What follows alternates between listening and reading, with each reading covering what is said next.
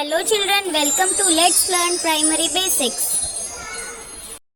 प्यारे बच्चों, आज हम कक्षा 3 की हिंदी की पाठ्य पुस्तक वीणा का पाठ 15 पढ़ेंगे, जिसका नाम है भारत। और ये एक आनंदमयी कविता है। आनंदमयी का अर्थ होता है आनंद देने वाली कविता।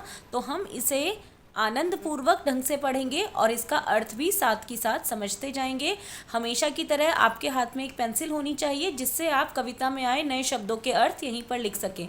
तो आइए जल्दी से शुरू करते हैं। यदि आप चित्र में देख पा रहे हैं तो ये हमारे भारत देश की विविधता को दर्शा रहा है यहाँ पर चित्र। और यहाँ पर क्या क्या है हमारे देश में, हम किसी प्रकार से उसे देख पा रहे हैं। तो आइए जल्दी से हम पढ़ेंगे और साथ के साथ इस चित्र को भी ढंग से समझते जाएंगे। भारत तू है हमको प्यारा, तू है सब देशों से न्यारा। यहाँ पर कहा जा रहा है कि भारत, जो हमारा देश है भारत, कि तू हमें बहुत प्यारा है और तू सब देशों से न्यारा है। न्यारा का मतलब होता है अलग, कि जितने भी देश इस दुनिया में हैं उन सब से तू सबसे अलग है। और क्यों अलग है हमारा देश? क्योंकि यहाँ पर बहुत अलग अलग तरीके की संस्कृति है, यहाँ पर अलग अलग तरीके के रीति रिवाज हैं, बहुत सारी तरह की यहाँ पर भाषाएँ बोली जाती हैं, बहुत अलग अलग तरीके के यहाँ पर नृत्य किए जाते हैं। यहाँ पर बहुत अलग अलग तरीके की वेशभूषा है, जिसे हम ड्रेसेस बोलते हैं। पंजाब में कोई अलग पहनता है ड्रेस, कोई गुजरात में अलग पहनता है, केरल में अलग तरीके के कपड़े पहने जाते हैं, उत्तर प्रदेश में अलग तरीके के कपड़े पहने जाते हैं। और यहाँ पर भोजन भी हर तरफ का अलग अलग भोजन है।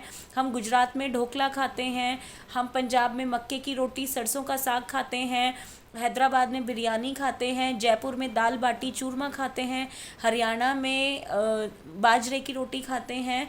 तो हमारा जो देश है वो बहुत अलग है, सब देशों से बिल्कुल अलग है। और यहाँ पर बहुत सारे अलग अलग तरीक़ों के त्यौहार मनाए जाते हैं।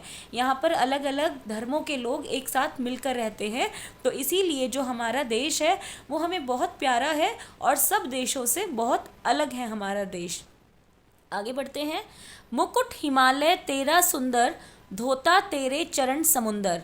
अब यहाँ पर नया शब्द आया है चरण, जिसका अर्थ होता है पैर, और समुंदर का मतलब समुद्र। जो है हमारे देश, जो हमारा देश भारत है, वो 3 तरफ से समुद्र से घिरा हुआ है। तो एक तरीके से जो भारत का उत्तर है, भारत की जो उत्तरी दिशा है, ऊपर वाली दिशा है, वहाँ पर ऐसे हिमालय पर्वत हैं जो एक तरीके से हमारे रक्षक भी हैं। तो इसीलिए कहा गया है, हिमालय को मुकुट की तरह कहा गया है, क्योंकि यहाँ पर बर्फ़ से ढके पहाड़ बहुत सुंदर लगते हैं, सफ़ेद एकदम स्वच्छ लगते हैं।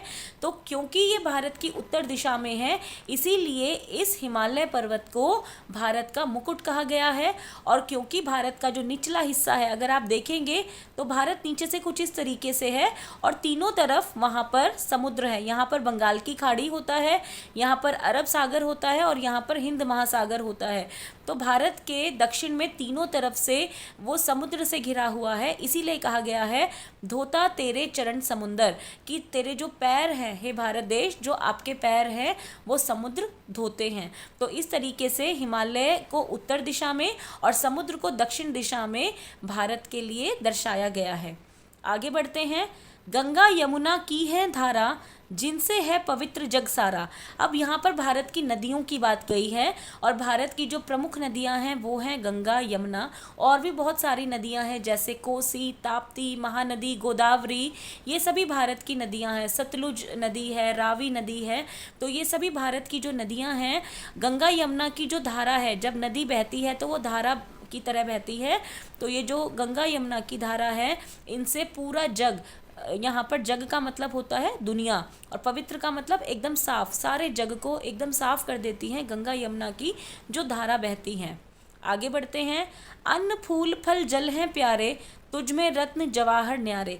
अब यहाँ पर मैं आपको बता दूँ, भारत जो है वो कृषि प्रधान देश है। यहाँ पर आप देख पा रहे होंगे किसान कितनी शिद्दत से काम कर रहे हैं, कितनी मेहनत से काम कर रहे हैं। यहाँ पर जो बैल हैं वो भी किसान बैलों से हल जोत रहा है।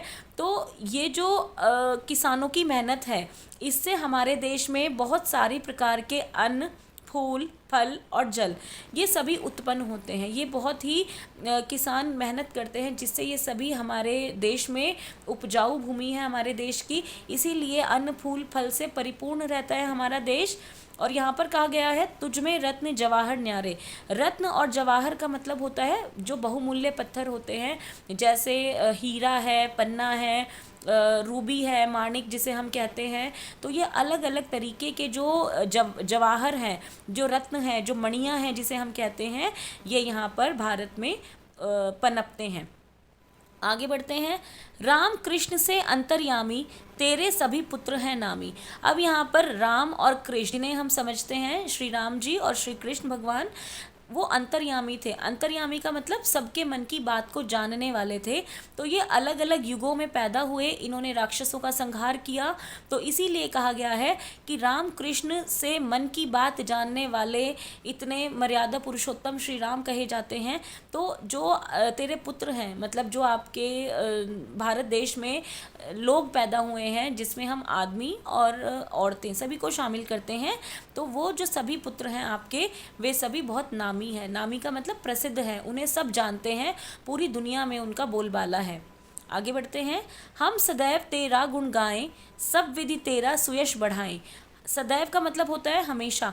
हम हमेशा तेरे गुण गाएं, हे भारत देश, हम हमेशा तेरी कीर्ति गाएं, तेरे बारे में अच्छी बातें कहें और सभी वो काम करें, सभी वे तरीके अपनाएं जिससे हम तेरा सुयश बढ़ाएं। सुयश मतलब अच्छे तरीके से लोग हमें जाने, अच्छे तरीके से हमारे भारत देश को जाने, गलत तरीके से हमारे भारत देश को कोई न जाने। तो हम सदैव ऐसे काम करें जिससे आपका सुयश हो, पूरी दुनिया में आपका नाम रहे। तो हम ये भारत देश के बारे में, ये इतनी सुंदर सी कविता है जिसके कवि हैं सोहनलाल द्विवेदी जी, और इनका नाम आपको पता होना चाहिए क्योंकि इतनी सुंदर सी कविता श्री सोहनलाल द्विवेदी जी ने लिखी है, क्योंकि वे बहुत ही अच्छे कवि थे। ये भी एक तरीके से भारत के पुत्र ही हैं। तो आई होप आपको ये कविता का अर्थ समझ आया होगा। अब हम यहाँ पर इनके प्रश्नों की ओर बढ़ते हैं, और यहाँ पर बातचीत के लिए कुछ प्रश्न हैं। अपने देश के विषय में आप क्या जानते हैं? तो अपने देश के विषय में हम ये जानते हैं कि जो भारत है वो बहुत ही विशाल देश है। यहाँ पर जनसंख्या सबसे ज़्यादा है और बहुत तरीके के, बहुत धर्मों के लोग यहाँ पर रहते हैं। बहुत सारे त्यौहार मनाए जाते हैं, जो अभी हमने बात की। बहुत तरह की बोलियाँ, भाषाएँ बोली जाती हैं। बहुत तरीके के पकवान यहाँ पर खाना बनाया जाता है, लोग खाते हैं। बहुत अलग अलग तरीके के यहाँ पर मंदिर हैं और बहुत अलग अलग तरीक़ों के त्यौहार मनाए जाते हैं। भारत जो है वो कृषि प्रधान देश है और भारत ने अपनी आज़ादी के लिए बहुत मेहनत की थी, बहुत संघर्ष किया था, तब हम आज आज़ाद देश में सांस ले पा रहे हैं। 1947 15 अगस्त सन 1947 को हमारा देश आज़ाद हुआ था। यहाँ का संविधान पूरी दुनिया का सबसे बड़ा संविधान है। तो ये बहुत सारी बातें हैं जो हम अपने देश के बारे में जानते हैं, और आप आगे जब बड़े होंगे तो और भी कई सारी बातें इनके अलावा जानेंगे। अपने देश की प्रसिद्ध नदियों और पर्वतों के नाम बताइए। तो हमारे देश की पवित्र नदियाँ गंगा, यमुना, कावेरी, सतलुज, ताप्ती और महानदी, गोदावरी, नर्मदा, ये सभी भारत की प्रसिद्ध नदियां हैं। और अगर पर्वतों की बात करें तो नंदा देवी, धौलागिरी और अरावली, ये सब हमारे यहाँ के पर्वतों के नाम हैं। राम और कृष्ण के विषय में आप क्या जानते हैं? राम और कृष्ण जो थे, दोनों भगवान विष्णु के अवतार थे, जो उन्होंने दुनिया में कल्याण करने के लिए जन्म लिया था। और जो श्री राम थे वो त्रेता युग में पैदा हुए, जो श्री कृष्ण थे वे द्वापर युग में पैदा हुए। इन्होंने बहुत सारे राक्षसों का संहार किया, लोगों को सही रास्ते पर चलाया। दोनों के व्यवहार बिल्कुल विपरीत थे। श्री कृष्ण जो थे वे बहुत ही नटखट थे, और उनकी बाल लीला के बारे में तो हम महाभारत में और श्री कृष्णा में बहुत देख चुके हैं।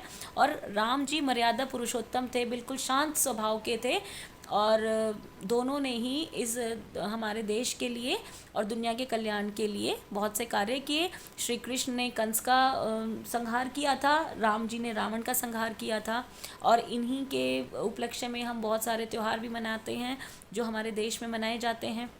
अब यहाँ पर है सोचिए और लिखिए। ये प्रश्न जो है हम लिखित प्रश्न करेंगे, और इस तरीके से आप कॉपी में कर सकते हैं इन प्रश्नों को। तो पहला प्रश्न आप ऐसे ही नाम डाल सकते हैं, अंक डाल सकते हैं पाठ का। और पहला जो प्रश्न है वो है, भारत हमें क्यों प्यारा है? तो भारत मुझे इसलिए प्यारा है क्योंकि यहाँ मैंने जन्म लिया। सबसे बड़ी बात तो यही है इसको अच्छा मानने की। और इसकी प्राकृतिक सुंदरता, जो अभी हमने बात की, हिमालय, समुद्र, नदियाँ, झरने, ये सब विविधता जो यहाँ पर अलग अलग तरीके के पकवान हैं, धर्म है, जातियाँ हैं, ये सब भाषाएं हैं, संस्कृति, यहाँ की जो संस्कृति है, किस तरीके से हमें बड़ों का सम्मान करना चाहिए, अपने देश का सम्मान करना चाहिए, अपने छोटों को प्यार करना चाहिए, अतिथि अगर कोई हमारे घर आ जाए तो उसका सम्मान करना चाहिए। तो ये कुछ संस्कृतियाँ हैं, कुछ गुण हैं जो हमें अपनाने चाहिए। और यहाँ के रीति रिवाज जो हैं वो अतुलनीय हैं। अतुलनीय मतलब जिनकी तुलना किसी और देश से की ही नहीं जा सकती। तो इसीलिए मुझे भारत देश प्यारा है। इस तरीके से आप इसका उत्तर लिख सकते हैं। हिमालय को सुंदर मुकुट क्यों कहा गया है? तो हिमालय को सुंदर मुकुट इसीलिए कहा गया है क्योंकि यह भारत के उत्तर में स्थित है, उत्तर दिशा में है और स्वच्छ सफ़ेद बर्फ से ढका हुआ है और यह बहुत ही सुंदर लगता है। प्रश्न 3 की तरफ हम बढ़ते हैं। अब आपसे ये प्रश्न पूछा जा रहा है, आप अपने देश का यश कैसे बढ़ाएंगे? यश मतलब नाम कैसे करेंगे?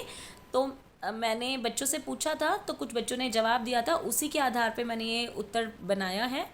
मैं पढ़ लिख कर बड़ी होने पर देश की प्रगति में योगदान दूंगी कि जो हमारे देश के लिए अच्छा होगा मैं ऐसे कार्य करूंगी। देश दुनिया में अच्छे काम कर और भारत की संस्कृति का सम्मान कर अपने देश का यश बढ़ाऊंगी। तो हमें अच्छे काम करने हैं देश और दुनिया के लिए और भारत की संस्कृति का सम्मान करना है और इस तरीके से मैं अपने देश का यश बढ़ाऊंगी।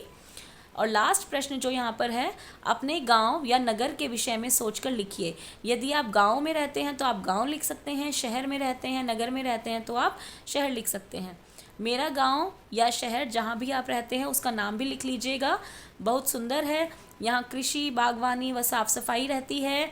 यहाँ स्कूल, अस्पताल, सड़क आदि सुविधाएं हैं। इसके अलावा भी अगर कुछ चीज़ें हैं जो आप अपने गांव या शहर के बारे में लिख सकते हैं तो आप निश्चित ही 1-2 पंक्तियाँ और जोड़ सकते हैं।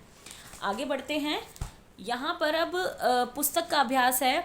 कविता के आधार पर पंक्तियाँ पूरी कीजिए। यहाँ पर कविता की कुछ अधूरी लाइनें हैं, वो इस तरीके से हम लिख सकते हैं। भारत तू है हमको प्यारा, तू है सब देशों से न्यारा। ये आपको लिखना है। मुकुट हिमालय तेरा सुंदर, धोता तेरे चरण समुंदर।